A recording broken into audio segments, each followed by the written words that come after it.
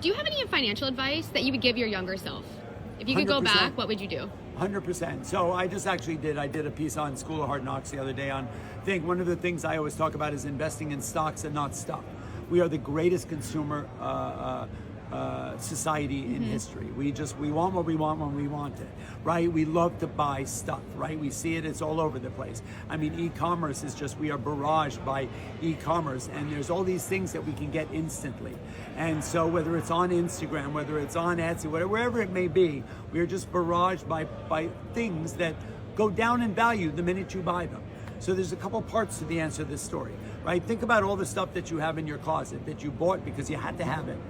The minute you bought it, it went down in value, and in fact, you may have used it once or twice or wore it once or twice, but it's not a part of your life at all. Well, so it's a mindset. If I'm addressing younger people, young people love to buy what they want. They have an urge, right, to buy something, and they are not mature enough yet to understand that if I walk around the block and have a piece of chocolate, in 20 minutes, I'm not going to want it as badly as I do now. Another thing, let's talk about, so invest in stocks and not stuff. Buy things that, so the story that I love to tell is about Apple. It's not my story. I learned it from a guy down here. So iPhone started with iPhone 1, we're at now iPhone 17. We have to have the next iPhone, even if we need the iPhone 14, even if our iPhone 13 is not broken, okay? Right. It's $1,000 to buy a phone.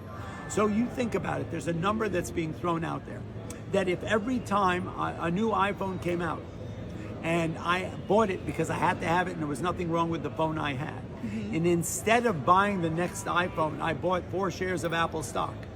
I bought the stock of the company, whether it's Nike and sneakers, whether it's Apple and phones.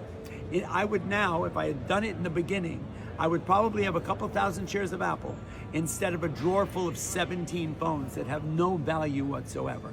So it's just kind of a psychology, it's kind of a mindset that people should invest in things where they potentially look.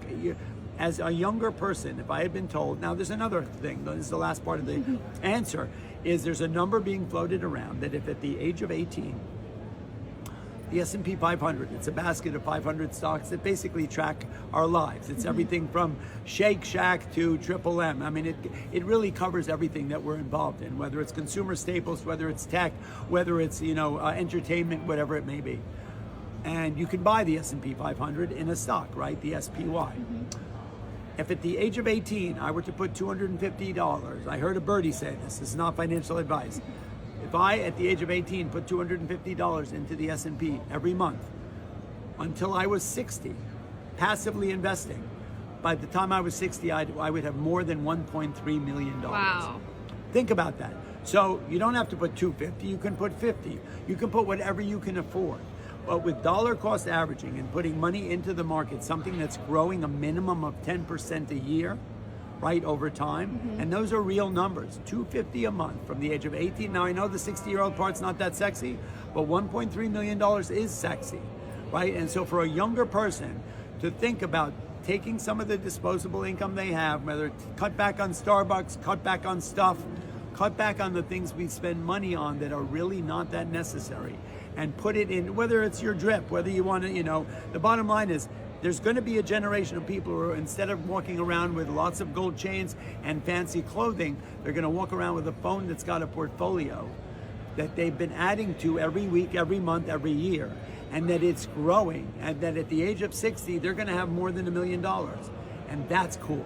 I love right? that. So if I knew that at the age of 20, maybe I wouldn't have changed my life, but if I can change one person to basically put aside $10, $50, $100 a month and put it into something that's going to grow at 10% minimum over time, right? The S&P 500 is up over 100% since COVID. Even in the eyes of this global pandemic and wars all over the world and regional bank crashes and all that, yet the S&P 500 is up 100%. So think about it, just put aside your urges for a minute, cut back on things that we do because that's the way we are. As I said, we love to consume, we love to buy stuff. You don't need 4 mochachinos, maybe 3, right? There was that wonderful app that came out, I think it was called Acorn, which basically rounded up, you bought something for $3.30 and it rounded it up to 4. there's a Yeah. bunch of them, and put it into the stock Yeah. market. It relates to your grandfather's jar on his night table where he used to put change from his Yeah. pocket, right? You know, that was the way people used to save back in the day. So it's a matter of saving. It's a matter of a mindset, a psychology, of build your legacy in your portfolio, cut back on things that we really don't need, and put money towards things that may increase in value. Perfect. Thank you.